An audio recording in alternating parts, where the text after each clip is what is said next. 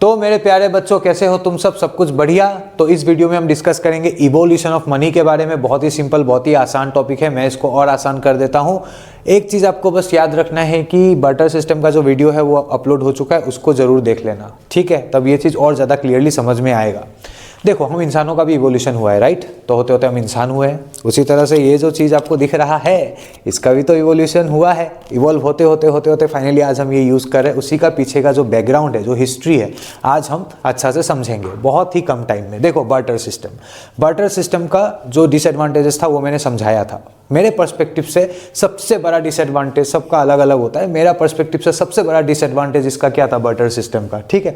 तो मैं आपको बोलता हूँ कि उस समय जो कंज्यूमर होते थे उनके लिए सबसे बड़ा दिक्कत ये आटा माजी सटकली हो जाता था। हाँ, एक एप्पल के बदले जो है मुझे 3 गुआवा देना पड़ेगा, और अगर मुझे एक जूता लेना है तो मुझे 4 शर्ट देना पड़ेगा। अगर मुझे एक शर्ट खरीदना है तो मतलब मान लो 3 वाटरमेलन देना पड़ेगा। अच्छा, एक वाटरमेलन लेंगे तो फिर हो सकता है इतना हनी देना पड़ेगा, इतना वो देना पड़ेगा। उसका दिमाग का आटा माजी सटकली हो जाता था। आज का कंज्यूमर के लिए तो काफ़ी आसान है। पेट्रोल या जो भी है, ठीक है, जो भी सामान, जो भी गुड्स है, सबका एक फिक्स प्राइस है, जाके खरीद लो। चीनी का है, पोटैटो खरीदना है, टोमेटो खरीदना है, पिज्ज़ा खरीदना है, जो है फिक्स रेट, जाके खरीद लो, पता है दाम, ठीक है। अब उस समय कंज्यूमर का हाल सोचो, आटा माजी सटकली। शॉपकीपर का हाल सोचो, उसका तो और बेहाल। अब वो बेचारा अकाउंट कहाँ से रखे, जब आज का शॉपकीपर क्या है, वो अगर उसका दुकान है तो दिन भर का जितना पूरा, हाँ, दिन में 5 रुपया 10 रुपया इतना पूरा जितना भी सेलिंग हुआ है पूरा दिन का, रात को दुकान बंद करते समय पूरा वो काउंट कर लिया, हाँ इतना हुआ, मेरा पूरा दिन का 400 रुपया का वो हुआ है, डाल दिया अपना पूरा, जो भी पूरा उसको मैनेज करना है, मेंटेन करना है, वो पूरा उसका ठीक रहता है। आज का शॉपकीपर के लिए तो काफ़ी आसान है। उस समय का शॉपकीपर का सोचो, अब वो जब अकाउंट वो करने जाएगा उसको ये देखना पड़ेगा, हाँ आज का दिन में मेरा 2 एलिफेंट ये हुआ, 3 गॉट हुआ, मतलब आज मेरा इतना आमदनी हुआ, 2 एप्पल हुआ, 3। अब वो टोटल कैसे करे? चलो ये तो पता है कि आज ये उसका मिला है उसको, बट लास्ट में टोटल कैसे करे? आज के लिए तो, आज का शॉपकीपर के लिए आसान है। तो बार्टर सिस्टम में ये सारा डिफिकल्टीज, ये सारा डिसएडवांटेजेस था, ठीक है। अब मान लो उस समय कोई रहा होगा, हर्ष भैया, ठीक है, तो वो आए होंगे इस प्रॉब्लम का मतलब सॉल्व करने, मसीहा बन के आए होंगे। गाँव वालों सुनो, मेरे पास इसका सोल्यूशन है। और उसने क्या सोल्यूशन निकाला? उसने ये बोला कि इसका सोल्यूशन है एनिमल स्टैंडर्ड। वो देखा होगा बकरी, तो बकरा को ही बलि का बकरा बना दिया। अब क्या हुआ, उसको देखा, वो जैसे ही बकरा देखा तो वो बोलता है ठीक है, इसका ये तो कंज्यूमर सब ऐसा प्रॉब्लम चल रहा है ना, अकाउंट वाला प्रॉब्लम चल रहा है ना। तो उसने बोला एक काम करते हैं, ये जो हमारा ये है ना, इसको कर देते हैं, इसका दाम मतलब जो हर्ष भैया है उसने बोल दिया कि इसका दाम कर देते जैसे 5 रुपया कर दिया, ठीक है, सिंपल है, 5 रुपया कर दिया। अब मान लो कि अगर मतलब किसी को कुछ सामान खरीदने जाना है, ठीक है, मान लो कि एक शॉपकीपर है, वो जो जूता है वो बिक्री कर रहे हैं। अब उसने अपना जूता का दाम रखा है 20 रुपया रखा है, मान लो, ठीक है। उसका जो शूज़ है उसका दाम जो वो बिक्री कर रहा है वो 20 रुपीज़ रखा है। अब जो है, आप 4 बकरी ले जाओ, ले लो जूता, 4 बकरी ले जाओ, जूता ले लो, सिंपल है। तो हर्ष भैया ने प्रॉब्लम सॉल्व कर दिया कि मतलब एक बकरी का दाम है 5 रुपया, एक बकरी का दाम कितना है 5 रुपया। और जो शॉपकीपर है वो अपना शर्ट जो है या कुछ भी सामान जो है, जैसे मान लो शूज़, जूता जो भी ले ले, तो वो जूता 20 रुपया में बिक्री कर रहा है। वो अपना जूता कितना 20 रुपया में बिक्री कर रहा है। अब एक बकरी का दाम कितना है 5 रुपया, तो मैं 4 बकरी ले गया, दे दिया, काम खत्म। 4 बकरी ले गया और जो है 20 रुपया का शूज़, जूता जो भी है वो मैंने खरीद लिया। तो ये हर्ष भैया का तो मतलब बहुत बड़ा सॉल्यूशन, बहुत अच्छा सॉल्यूशन दे दिया। लेकिन इसमें भी दिक्कत था। इसमें निकला 3 दिक्कत। ये एनिमल स्टैंडर्ड जो ये सॉल्यूशन निकाला हर्ष भैया ने, इसमें 3 दिक्कत था। पहला दिक्कत, ये क्वेश्चन में आ सकता है कि क्या क्या प्रॉब्लम्स था, क्या डिफिकल्टीज था, तो आपको लिखना पड़ेगा। तो पहला ये था नॉट होमोजीनियस। अब चीज़ ऐसा है, जैसे इनका ये एग्जाम्पल लेता है, ठीक है। जैसे मैं हर्ष भैया और मेरा कोई स्टूडेंट है, उस समय प्रकाश नाम का ले लेते हैं, ठीक है।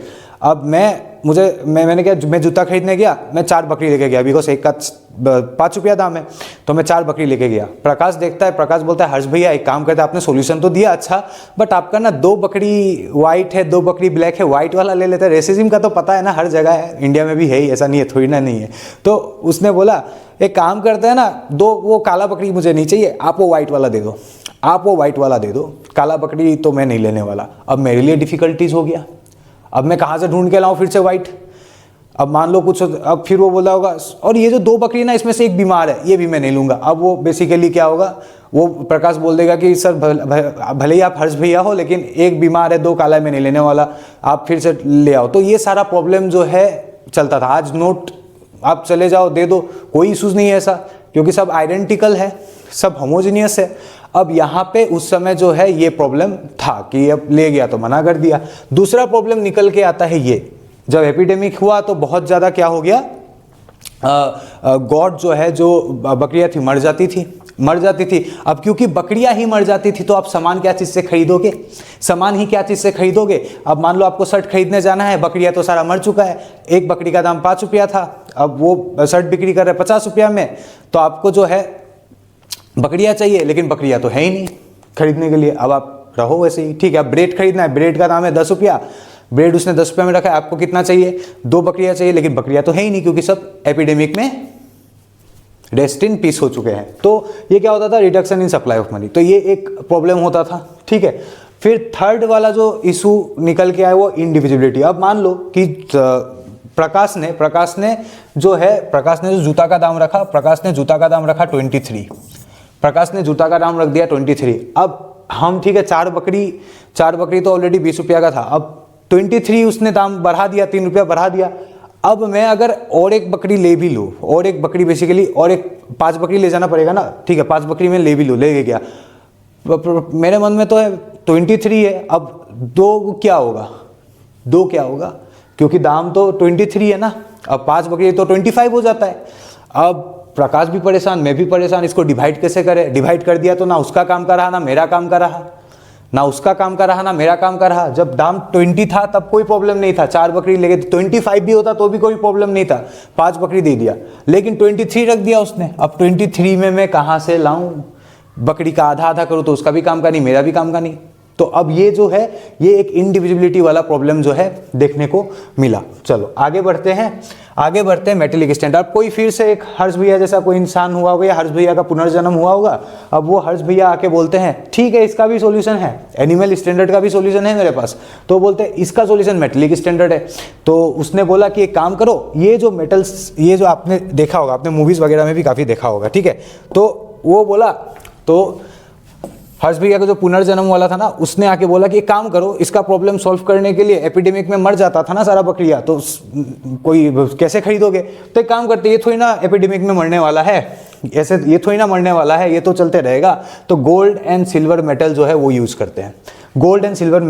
वो यूज़ करते हैं, तब इसका प्रॉब्लम सॉल्व हो गया। अब लोग भी खुश, वाह वाह, गांव वाले भी खुश, हाँ वाह ये तो मसीहा बन के आया है। लेकिन इसमें भी प्रॉब्लम था, इसमें भी दो प्रॉब्लम था। दो प्रॉब्लम ये था कि ये, अब जब आप गोल्ड और सिल्वर मेटल जो है, गोल्ड और सिल्वर, ठीक है, आप शर्ट खरीदने गए, आपने सिल्वर मेटल दे दिया, अब वो दुकानदार चेक कर रहे कि ये सही है गलत है, क्योंकि लोग तो फर्जी आज भी है, पहले भी थे। अब दुकानदार चेक कर रहे हैं, उसको देख रहे हैं, फिर चेक कर रहे हैं ये गोल्ड सही है गलत है। तो उसी आइडेंटिफिकेशन में आधा टाइम चला जाता था कि ये फेक है या रियल है। एक प्रॉब्लम ये।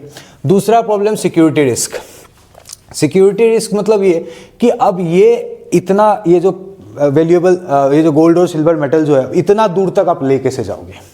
आप ठीक है ले भी चले गए, ठीक है, लेके भी चले गया। एक सिक्योरिटी रिस्क इसमें क्या है कि अगर बीच में आपको मान लो कि एक जगह से दूसरा जगह जाना है, आपको जैसे मान लो लखीमपुर से जोरहाट जाना है उस समय, ठीक है, लखीमपुर से जोरहाट आप ये ले रहे हो एकदम मेटल ले आ रहे हो, मेटल लेके, बीच में कोई ले गया सारा गोल्ड और सिल्वर, क्योंकि ये तो अवेलेबल है, कोई चोरी करके ले गया।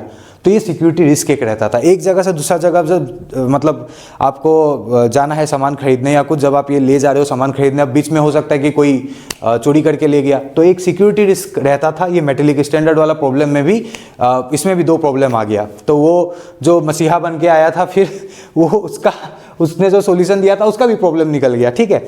अब आता है, अब और एक इंसान आया होगा, अब किसी और इंसान ने सोचा होगा इसका, क्योंकि सॉल्यूशन तो ढूंढने में इंसान से आगे तो कुछ भी नहीं है, तो और एक इंसान आया होगा, और एक इंसान ने बोला अच्छा इसका भी सॉल्यूशन है, मेटेलिक स्टैंडर्ड का भी सॉल्यूशन है, टेंशन मत लो। वो गांव वालों को बुलाता है, टेंशन मत लो, मैं हूं ना। तो ये जो गोल्ड और सिल्वर बार्स है, उससे अब क्या हुआ होगा, उसने बोला होगा कि ये जो गोल्ड और सिल्वर बार्स है, उससे क्या करते हैं, कॉइन्स मिंट कर लेते हैं, ये मेटेलिक स्टैंडर्ड वाला प्रॉब्लम सॉल्व हो गया।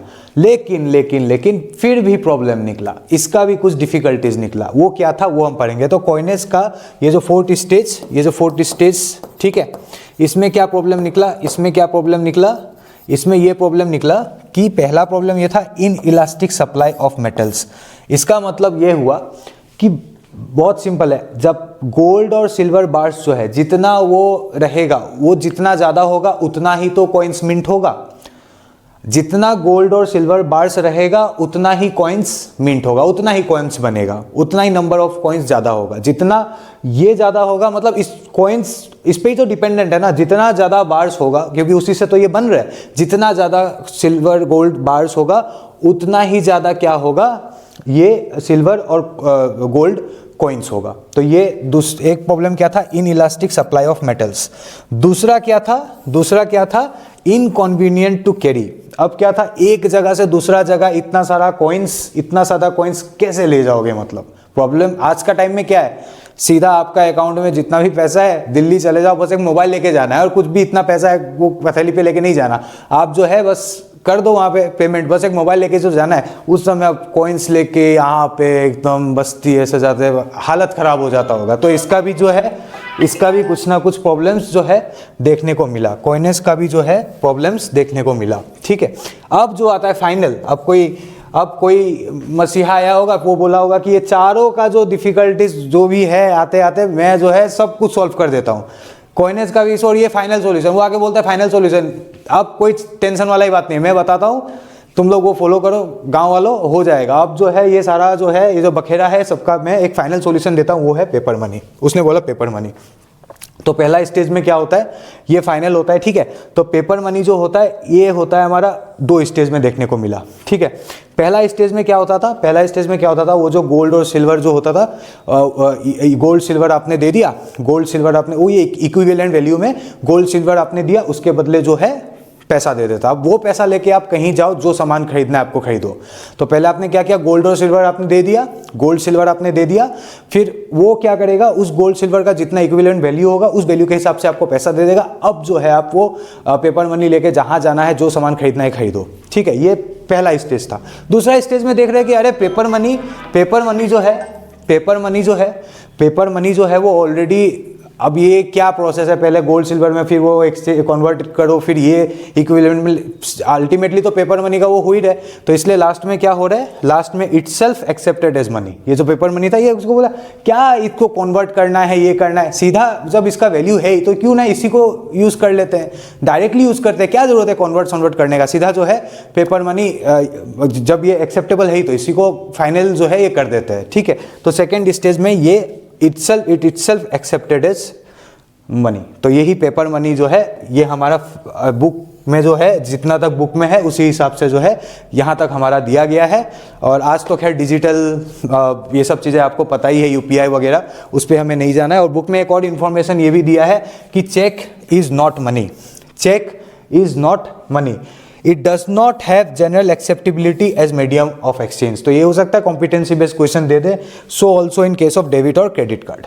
तो ये वाला आपको समझ लेना है, ठीक है। अब यहाँ से कॉम्पिटेंसी बेस्ड क्वेश्चन ये आ सकते हैं कि पेपर मनी का हो सकता है, स्टेज 2 है वो आपको पूछ ले, आपसे ये पूछ सकता है कि कॉइनेस का क्या इशूज था, एनिमल स्टैंडर्ड का क्या प्रॉब्लम्स था, डिसएडवांटेजेस था, मेटलिक स्टैंडर्ड का क्या डिफिकल्टीज था, बर्टर का क्या डिफिकल्टीज था, क्या डिसएडवांटेज था, वो तो हमने देख लिया है। या हो सकता है ओवरऑल एक आपसे पूछ लिया जाए, या फिर आपसे जो है क्रोनोलॉजी में ये भी पूछ लिया जाए, क्रोनोलॉजी वाइज जो है असेंडिंग डिसेंडिंग जो भी है वो कर दे।